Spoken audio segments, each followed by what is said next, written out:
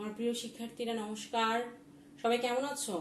আশা করি ভালোই আছো, আমিও ভালো আছি। আমি তোমাদের এতদিন কনিক নিয়ে পড়িয়েছি। আজকে আমরা নতুন অধ্যায় শুরু করতে যাচ্ছি, বিপরীত ত্রিকোণমিতিক ফাংশন ও ত্রিকোণমিতিক সমীকরণ। বিপরীত ত্রিকোণমিতিক ফাংশন ও ত্রিকোণমিতিক সমীকরণ পড়তে যাচ্ছে। তো তার আগে আমরা একটু দেখি, ত্রিকোণমিতি গণিত শাস্ত্রের একটি গুরুত্বপূর্ণ শাখা, সেটা আমরা পড়েছি 9-10-এ। ইংরেজি ট্রিগোনোমেট্রি শব্দটি গ্রিক শব্দ ট্রিগন, অর্থ তিন কোণ। কি বললো? কি অর্থ? ট্রিগন অর্থ তিন কোণ। আর ম্যাট্রন অর্থ পরিমাপ। ম্যাট্রন অর্থ পরিমাপ। এখান থেকে আসতেছে আমার ট্রিগোনোমেট্রি শব্দটা। ঠিক আছে, ট্রিগন অর্থ তিন কোণ, আর হচ্ছে পরিমাপ সমন্বয়ে গঠিত হয়েছে এই শব্দটা। পরিমাপের ক্ষেত্রে উদ্ভূত নিত্য নতুন জটিল সমস্যা সহজে সমাধানের জন্য ত্রিকোণমিতির আবির্ভাব। ঠিক আছে, পরিমাপের ক্ষেত্রে উদ্ভূত মানে তুমি একটা কাজ করতে গিয়েছো, তখন একটা নতুন সমস্যা তৈরি হয়েছে, তখনই তোমার ফিল হয়েছে যে না, এরকম কিছু একটা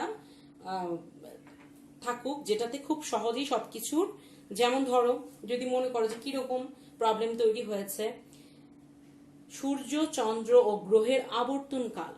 হ্যাঁ, যে সূর্যর পাশ দিয়ে যে গ্রহগুলি ঘুরছে, তারপরে আমাদের এই পৃথিবীর চারপাশে চন্দ্র ঘুরছে, এর যে আবর্তন কাল, পৃথিবীর আয়তন, তারপরে মহাবিশ্বের বস্তুসমূহের আকৃতি ও তাদের পারস্পরিক দূরত্ব। আমরা সবাই পড়েছি যে দুইটা বস্তুর মধ্যে আকর্ষণ অবশ্যই থাকছে, যার জন্য আমরা সুন্দর করে দাঁড়াতে পারছি, একটা জায়গায় যেতে পারছি, কোনো কিছুর সাথে কোনো কিছুর ঘষা লাগছে, আমরা সবাই জানি। ত্রিমাত্রিক বস্তুর আকার আকৃতি। ত্রিমাত্রিক বস্তু বলতে কি বোঝাচ্ছে? 3 ডাইমেনশনাল। আমরা যে এখন দেখি 3D, 3 ডাইমেনশনাল, ত্রিমাত্রিক, দৈর্ঘ্য প্রস্থ উচ্চতা থাকবে। অর্থাৎ বস্তুটা কিরকম সেটার যে আকৃতি, এবং আকৃতির প্রত্যেকটা মাপ, এবং হচ্ছে এগুলির একটা ধারণা যে এত দূরে এই জিনিসটা থাকতে পারে, এত দূরে এই জিনিসটার সাইজ এরকম হতে পারে। যত প্রবলেম আছে, এই প্রবলেমগুলি আমরা এই ত্রিকোণমিতির সাহায্যে পরিমাপ করতে পারি। আরো আছে তোমার ভূমি জরিপে, তারপর আছে সমুদ্র বিজ্ঞানে। হ্যাঁ, সমুদ্রের যাবতীয় যতই আছে সব ত্রিকোণমিতির মাধ্যমে হচ্ছে। আবার আরো আছে মহাশূন্য গবেষণা। এই যে মহাশূন্য যে গবেষণা হচ্ছে, হ্যাঁ, সব কিছু এই ত্রিকোণমিতির মাধ্যমেই শুরু হয়েছে। ত্রিকোণমিতি না থাকলে এটার কোনো পরিমাপও করা যেত না। আর আমরা মহাবিশ্বের এত সুন্দর সুন্দর এই যে মহাকাশের যে ছবি পাচ্ছি, সেই ছবিগুলি, তারপর হচ্ছে তোমার ধরো পরিমাপ করে যে একটা বস্তুর ধারণা, সেগুলিও আমরা পেতাম না। আচ্ছা দেখো, যুগ কত চলে মানে এগিয়ে গিয়েছে, যে আমরা কোনো একটা জিনিস কোথায় আছে, কত দিনে এটা আমাদের পৃথিবীতে আছড়ে পড়বে, সবই আমরা জানতে পারছি। ঠিক আছে, সবকিছু একটা পরিমাপের মাধ্যমে চলে আসছে। তো এই ত্রিকোণমিতিতে, ত্রিকোণমিতির জনক বলা হচ্ছে প্রাচীন গণিতবিদ হিপারকাসকে। প্রাচীন গণিতবিদ হিপারকাস। হিপারকাস আমরা অবশ্যই পড়বো। তার আগে আমাকে ত্রিকোণমিতির যে ধারণা সেটা আমার জানতে হবে। হিপারকাস, এই হিপারকাস তোমাদের ত্রিকোণমিতির গণিতবিদ জনক, গণিতবিদ হিপারকাস ত্রিকোণমিতির জনক। আচ্ছা, এছাড়াও সিদ্ধার্থ আর্যভট্ট, তারপর হচ্ছে মুসা আল খুয়ারিজমি, হাসিব আল মাওয়াজি, তারপর আল বাত্তানি, তারপরে তোমাদের ব্র্যাক টেইলর, তারপর জেমস গ্রেগরি, কলিন ম্যাকলরিন, এরা সবাই ত্রিকোণমিতিতে বিশেষ অবদান রেখেছেন। ঠিক আছে। আচ্ছা, আরেকটা ব্যাপার হচ্ছে, সবচেয়ে মজার ব্যাপার হচ্ছে, এবং সবচেয়ে শুনে তোমরা খুশি হবে, এই মুসলিম গণিতবিদরাই সর্বপ্রথম ত্রিকোণমিতিক ফাংশনের বৈজ্ঞানিক রূপ প্রতিষ্ঠা করেছে। মুসলিম গণিতবিদ তারাই হচ্ছে সর্বপ্রথম ত্রিকোণমিতিক ফাংশনের বৈজ্ঞানিক রূপ প্রতিষ্ঠিত করেছে। আচ্ছা, আশা করি তোমরা এটা শুনে খুব আগ্রহ ফিল করছো। অর্থাৎ তোমরাও কিছু করতে পারো। যখন তুমি পড়াশোনা করবে, পড়াশোনা করতে করতে এমন একটা স্টেজে পৌঁছে যাবে যে নিজেরই মনে হবে কিছু একটা তৈরি করি আমরা। ঠিক আছে। আচ্ছা, তো চলো আমরা পড়াশোনায় চলে যাই। আমরা ত্রিকোণমিতির সুন্দর ধারণা শিখেছি 9-10-এ। আমাদের ত্রিকোণমিতির 6টা অনুপাত, তাই না? কি কি সবাই জানি, সাইন থেটা, কোসেক থেটা, তারপর কি cos theta, sec theta, tan theta, cot theta, তাই না? আচ্ছা, সাইনের অ্যাকচুয়াল কিন্তু কোনো ভ্যালু নেই, ঠিক না? আমি যদি শুধু বলি সাইন, এটা কিন্তু অ্যাকচুয়াল কোনো ভ্যালু নাই। যখনই আমি এটার থেটা দিয়ে দেব এটার সাথে, তখনই এটার একটা মিনিংস চলে আসবে, একটা অর্থ বুঝাবে যে সাইন থেটা একটা হচ্ছে ত্রিকোণমিতিক অনুপাত, ঠিক আছে? আচ্ছা, এই যে সাইন থেটাকে যদি আমি একটা কিছু ধরে নেই, তাহলে থেটা সমান কি আসতেছে? সাইন ইনভার্স এক্স, তাই না? এটার উচ্চারণ হচ্ছে inverse sine of x. Sine inverse এক্সও তুমি বলতে পারো, আর বলতে পারো ইনভার্স সাইন অফ এক্স বলতে পারো। আর একটা হচ্ছে আর্ক সাইনও লেখা যায়। এটা তিনটা উচ্চারণ, একটা হচ্ছে সাইন ইনভার্স এক্স, একটা হচ্ছে ইনভার্স সাইন অফ এক্স, একটা হচ্ছে আর্ক সাইন এক্স। তিনটা উচ্চারণ, এটা যে যেভাবে ভালো লাগে সেটা করতে পারো। আচ্ছা, এখানে দেখো সাইন ইনভার্স এক্স লিখেছো ঠিকই, অ্যাকচুয়াল আমরা কি জানি? যদি এখানে 2a হয়, 3 হয়, তাহলে a সমান কি 3/2 হয়ে যায়, ভাগ হয়ে যাচ্ছে।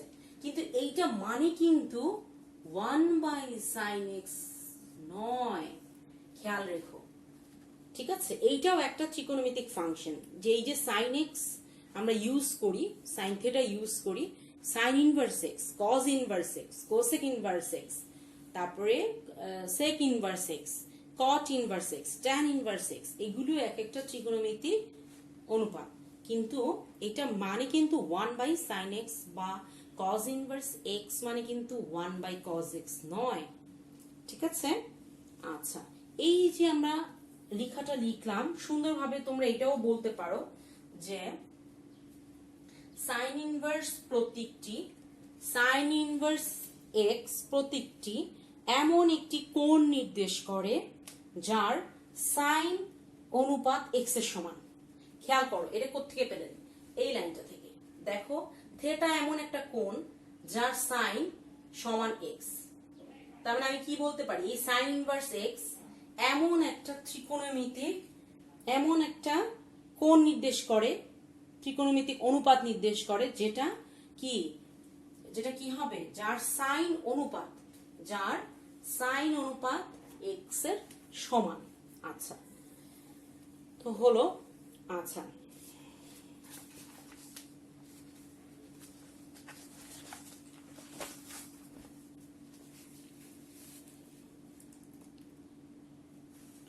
তোমরা সবাই অধ্যায়ের নাম দেখি মনে বুঝতে পারছো সবে উল্টো আসবে, তাই না? কেন? অধ্যায়ের নামটা কি আছে? বিপরীত ত্রিকোণমিতিক ফাংশন ও ত্রিকোণমিতিক সমীকরণ। এই যে ফাংশন, এই যে আমরা করছি, সেগুলির ত্রিকোণমিতিক সমীকরণও আছে, আবার ফাংশনও আছে। ধরো তোমাকে বলা হলো এরকম সাইন ইনভার্স হাফ, এখনই আপনি বললেন এটা একটা কোণ, তাহলে এই কোণটা কত ডিগ্রি সেটা আমরা একটু দেখি কিরকম করে। সাইন ইনভার্স হাফ সমান কি লেখা যাচ্ছে? হাফ সমান লেখা যাচ্ছে সাইন 30 ডিগ্রি, লেখা যায়? এই সাইন আর এই সাইন ইনভার্স ভ্যানিশ হয়ে যায়, এটাও একটা নিয়ম, মনে রেখো। কোনো কিছুর পাওয়ার 0 এটা ইকুয়াল টু 1, এটা আমরা সূত্র হিসেবে শিখেছি, ঠিক না? ওইরকম এইসব সূত্র কোত্থেকে আসলো, কেন হলো, এগুলি সব তোমরা আরো বড় ক্লাসে জানতে পারবে। এত ডিটেলস তো বলা যাবে না, কারণ হচ্ছে বলতে গেলে দেখা যাবে যে কি 2 বছরের কোর্স 6 বছর লেগে গেছে। আচ্ছা, তো এখানেও এটা একটা সূত্র হিসেবে তোমরা শিখে রাখো যে এই সাইন আর এই সাইন ইনভার্স ভ্যানিশ হয়ে শুধু 30 ডিগ্রি থাকছে।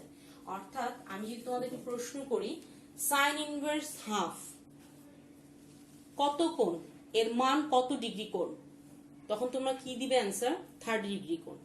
এর মান কত ডিগ্রি কোণ? হ্যাঁ, তাহলে তোমরা কি দিবে? এর মান হচ্ছে 30 ডিগ্রি কোণ। ক্লিয়ার? আচ্ছা,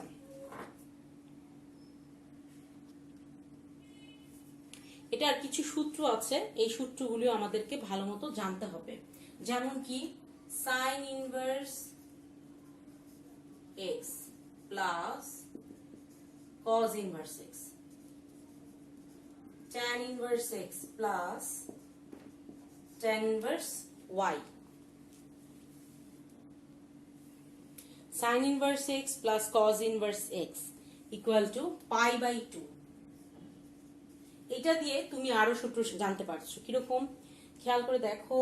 সাইনের উল্টো কি? কোসেক ইনভার্স এক্স, আর কজের উল্টো সেক ইনভার্স এক্স, অর্থাৎ cosec inverse X plus sec inverse X equal to pi by 2 হচ্ছে। আবার tan inverse X plus cot inverse X equal to pi by 2 হচ্ছে। ঠিক আছে, আবার এখানে আমি আরো একটা লিখেছি tan inverse X plus tan inverse Y, এইটাকে তোমার এরকম সূত্র হবে X plus Y divided by 1 minus X Y. ঠিক আছে, তো এইরকম এটার জায়গায় যদি জাস্ট মাইনাস বসে তাহলে এটার উপরে হয়ে যাবে মাইনাস, নিচে হয়ে যাবে প্লাস। দ্যাট মিন্স কি দাঁড়াবে তখন? Tan inverse X minus tan inverse Y equal to, sorry আমি একটা জিনিস ভুল করে ফেলেছি এই জায়গাটায়, আমি এখানে ট্যান ইনভার্স লিখতে ভুলে গিয়েছি, এই জন্যই মনে হচ্ছিল কি জানো নাই লাগছিল। যাকে অসুবিধা নেই, ঠিক করে নাও। tan inverse x plus tan inverse y equal to tan inverse x plus y divided by 1 minus xy. ওরকম যদি মাইনাস হতো তাহলে কি হতো? tan inverse x minus tan inverse y equal to tan inverse x minus y divided by 1 plus xy, তাই না? আচ্ছা, এই চ্যাপ্টারে আরো অনেক সূত্র আছে, আমরা এভরিডে ম্যাথ করার সাথে সাথে সূত্র শিখে নিব। কিন্তু তার আগে তোমাদেরকে আমি বলবো এই সূত্র কিন্তু মনে থাকবে না, এই জন্য তোমাকে প্রতিদিন এই সূত্রগুলি একটু দেখে ঘুমাতে যাওয়ার আগে দেখে ঘুমাতে হবে। প্রতিদিন অ্যাটলিস্ট 10 দিন করো, দেখবে 11 দিনের দিন তোমার সব মুখস্থ। আচ্ছা,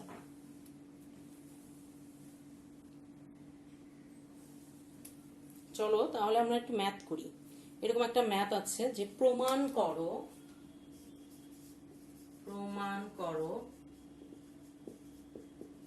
sin inverse 4/5 plus cos inverse 2/√5 equal to tan inverse 11/2। এটা প্রমাণ করতে বলা হয়েছে। দেখে কঠিন লাগছে কিন্তু অনেক মজার এই অঙ্কগুলো। আচ্ছা, শুরু করি আমি লেফট সাইড।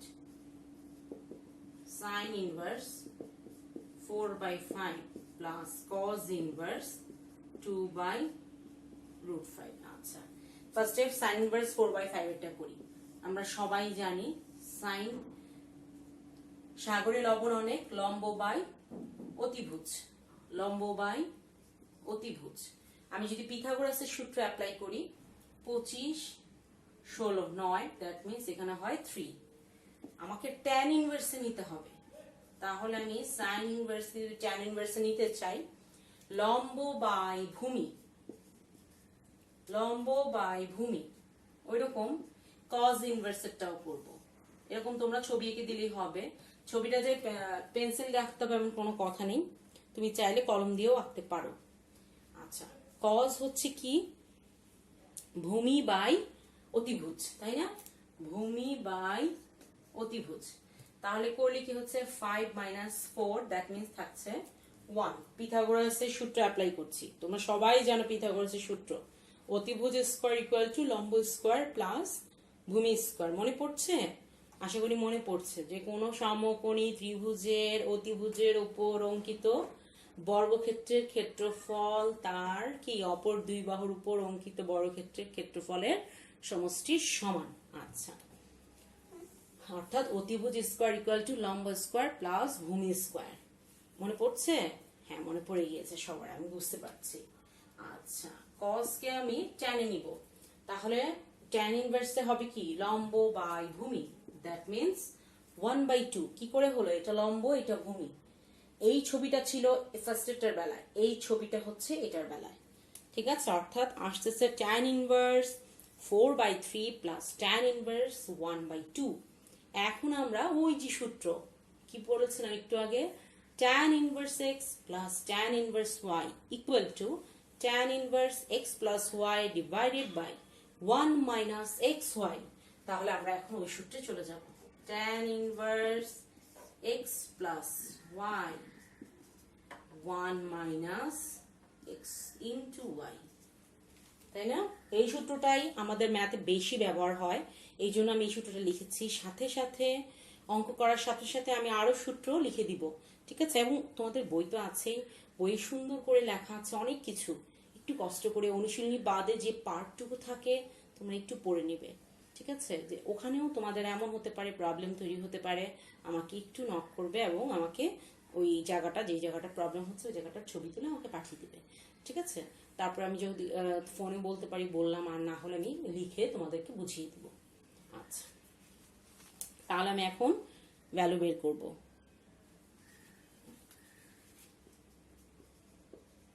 tan ইনভার্স উপরে আছে 6 8 প্লাস 3 2/3, তাহলে আসতেছে 11/6 আর আসতেছে 3 1, তার মানে আমার দাঁড়াচ্ছে কি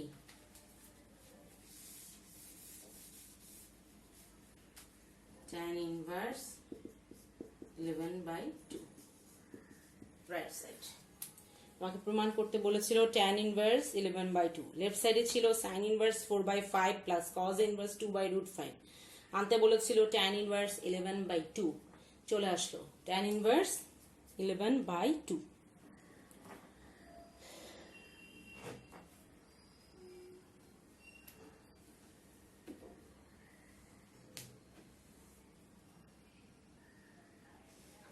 এরকমই আমি এখন আরো একটা ম্যাথ করব। cos inverse 4/5 cos inverse 4/5 plus cot inverse 5/3 সমান cos inverse 4/5 plus cot inverse 5/3 equal to tan inverse 27/11, এটা আনতে বলা হয়েছে, ঠিক আছে? আচ্ছা, তাহলে ওই আগেরটার মতোই লেফট সাইড, এটা হবে লেফট সাইড 27/11 আনতে হবে। আচ্ছা, তাহলে cos কে ফার্স্টে টেনে নেই, তো সেটার জন্য আমার ছবি আঁকতে হবে। ভূমি বাই অতিভুজ 4/5, অর্থাৎ এখানে দাঁড়াচ্ছে কি 25 16 9, দ্যাট মিনস 3, তাহলে tan ইনভার্স 3/4 আর কটটা হয়ে যাচ্ছে tan, এটার জন্য ছবির দরকার নেই, এটা এমনিতেই উল্টে যাবে। tan ইনভার্স x আর cot ইনভার্স x জাস্ট এখানে উল্টে যাবে, তার মানে ব্যাপারটা দাঁড়াচ্ছে tan inverse x equal to cot inverse 1/x। তো এরকম cot ইনভার্স আছে 5/3, সেটা হয়ে যাবে tan ইনভার্স 3/5। এখন আমি ওই সূত্রে অ্যাপ্লাই করব, কোনটা? একটু আগে যেটা দেখালাম, tan inverse 3/4 x plus y 1 minus x into y, ঠিক আছে? আচ্ছা, তাহলে এখানে আসতেছে 20 4 5 20, দ্যাট মিনস 50 প্লাস 12, আর এখানে আসতেছে 20 মাইনাস 3 3 9, ঠিক আছে? তোমাদের মতন ক্যালকুলেশন করো। আমি কিন্তু ছবিটা মুছে ফেলেছি, তোমরা কিন্তু ছবিটা রেখে দিবে, ছবিটা কিন্তু ম্যাথের পাশে থেকে যাবে। আমি এখানে ম্যাথ করব দেখে মুছে ফেলেছি। কত আসতেছে 27/20, নিচে আসতেছে 11/20, 20 এটা ঘুরে যাবে, তাহলে tan ইনভার্স 27/11, তাহলে লেফট সাইড ছিল cos inverse 4/5 plus cot inverse 5/3, right side ছিল tan ইনভার্স 27/11। এটা আমাকে প্রুফ করতে বলেছিল, আমি করলাম। আজকে যেহেতু শুরু করেছি, ইজি ম্যাথগুলি দেখালাম, চ্যাপ্টার ইজি, সবই চ্যাপ্টার ইজি যদি তুমি ঠিক মতন করো। হ্যাঁ, ঠিক আছে? তো আমরা tan ইনভার্স 27/11 হলো। আমরা আস্তে আস্তে আরো অঙ্ক করব। এই অঙ্কটা তোমাদের রাজশাহী বোর্ডে এসেছিল ঢাকা বোর্ডে এসেছিল 2012 সালে। এই যে ম্যাথটা এখন করলাম, যে cos inverse 4/5 plus cot inverse 5/3 সমান tan ইনভার্স 27/11, এই ম্যাথটা ঢাকা বোর্ডে 2012 সালে এসেছিল। আচ্ছা, তো ম্যাথ প্র্যাকটিস করলাম। তো সবাই ভালো থাকো, ধন্যবাদ।